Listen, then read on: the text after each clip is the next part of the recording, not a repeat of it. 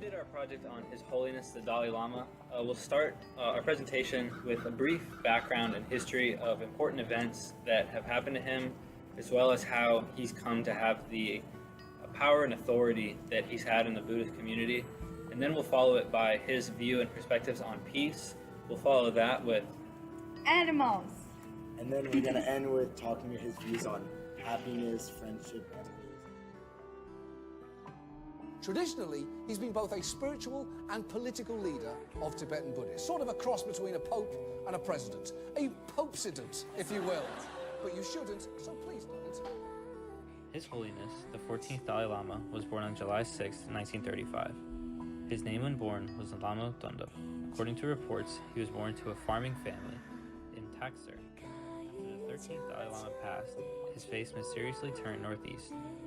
This, along with the fact that a High Lama had a vision while looking into Lamo Latso, a sacred lake, caused the people searching for the new Dalai Lama to look at Amdo for the reincarnation of the 13th Dalai Lama. In 1940, he was named the spiritual leader of Tibet and received Tapu, or cutting of the hair, and his name changed to what we now call him as Tenzin Gyatso. Growing up, his education surrounded the Nalanda tradition. At 15, he was named the political leader of Tibet by the Nechung Oracle in the government due to fear of the Chinese army invading Tibet. In 1959, he escaped Tibet and went to India due to growing fears of the threats by the Chinese. He has been living in Dharamsala, northern India, since his exile.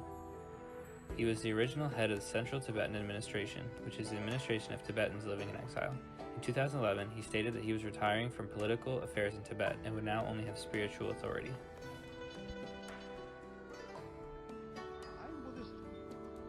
In my daily practice, some prayer also there, but I do not believe prayer brings peaceful society, peaceful world. But violence we create. So I think certainly Buddha at this time, I think will tell us, oh, you create problems. So it is your responsibility to problems. I think this is an important view in the world today. Throughout the world, we see instances of violence where we seem to forget that at the end of the day, we really do rely on each other and must look after one another. I think His Holiness' belief requires us to have a bit of accountability, where we must be responsible for our actions. I think this applies to simple acts of violence, such as talking down to one another, as well as more vicious forms like terrorism. I think this accountability causes the individual to look within at our own character rather than toward God, to end our violent ways. One way I plan on using the Dalai Lama's view in my own life is that while I don't look toward higher beings such as God to remind me of finding peace in the world, I think I can take more responsibility and accountability when I'm not able to find peace in my family or other relationships. Yeah, I agree with this. And I would say that this is like a chain. If you let someone's behavior destroy your inner peace, then you're destroying someone else, and so on and so on. That's how violence is born. Break that chain and don't let your behavior negatively influence your surroundings.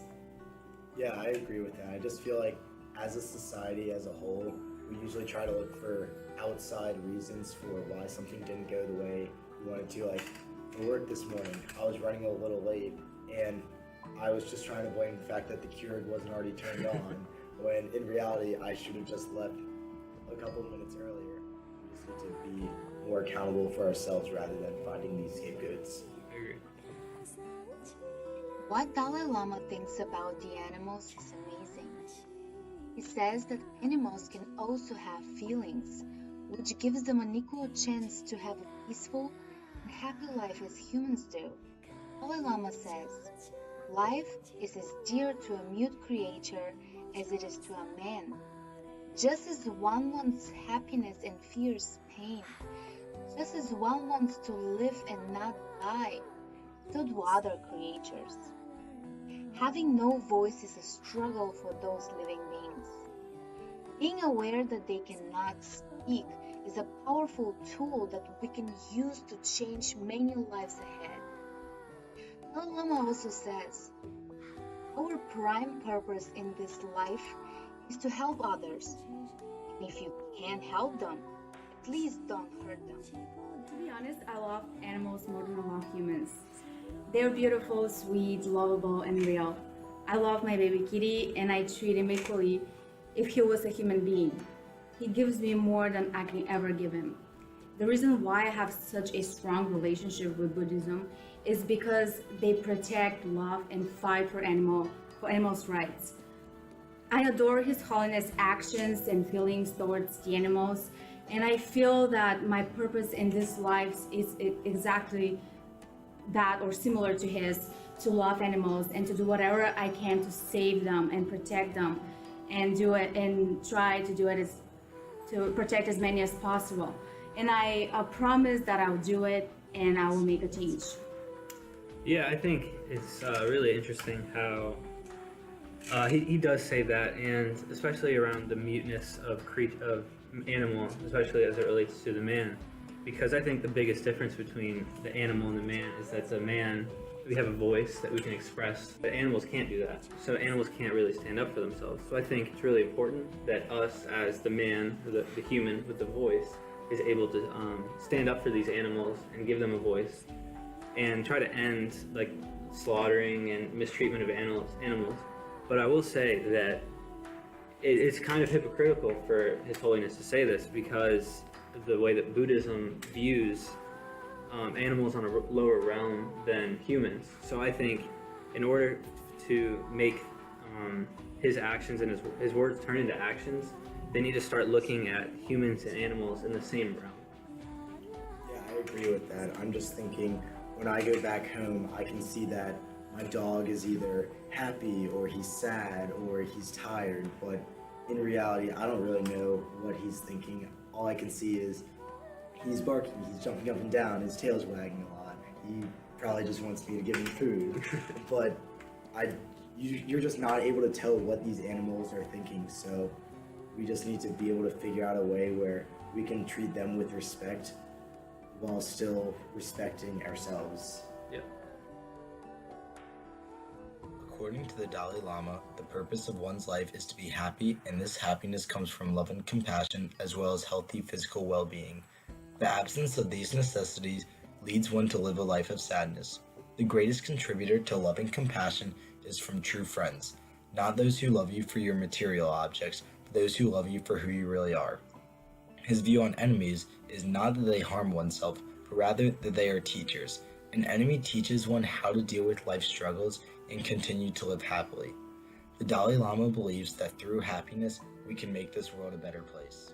So I completely agree with the Dalai Lama's perspective that happiness is the overall goal that everyone should wish for, because in reality, if you're doing something and you're not enjoying it, then I just don't really see a point in doing it.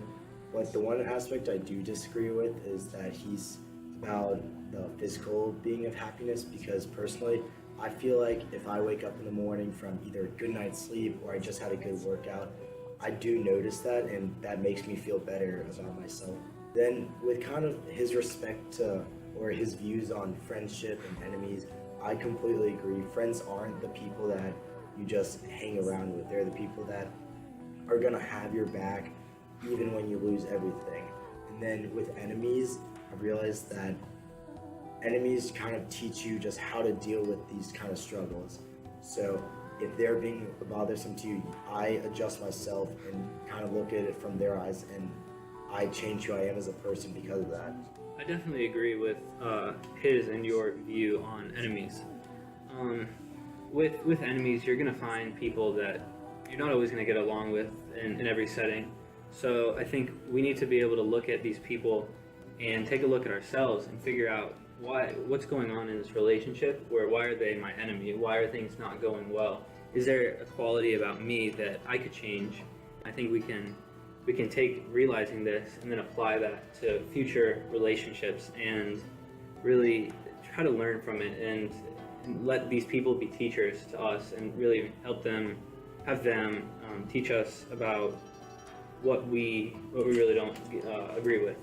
And in regards to happiness, I think it's definitely what you do in life and whatever path you take. It should definitely be something that is very much based on happiness, not money or things like that, or more material things. It's your happiness and if it makes you feel good. What makes me feel better is being around other people, either my friends or my family or my kitty.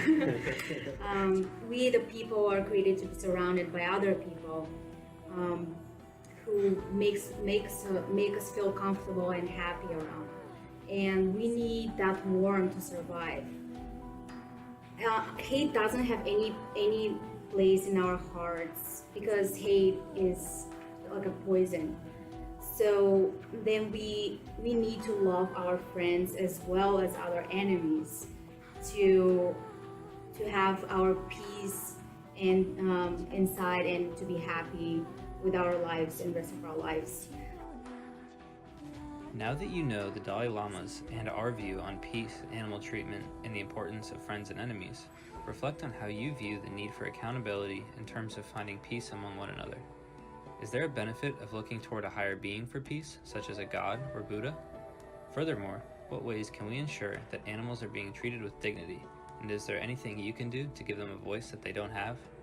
Finally, reflect on what lessons you think you can take from your enemies. Are they more valuable lessons than you can learn from your friends?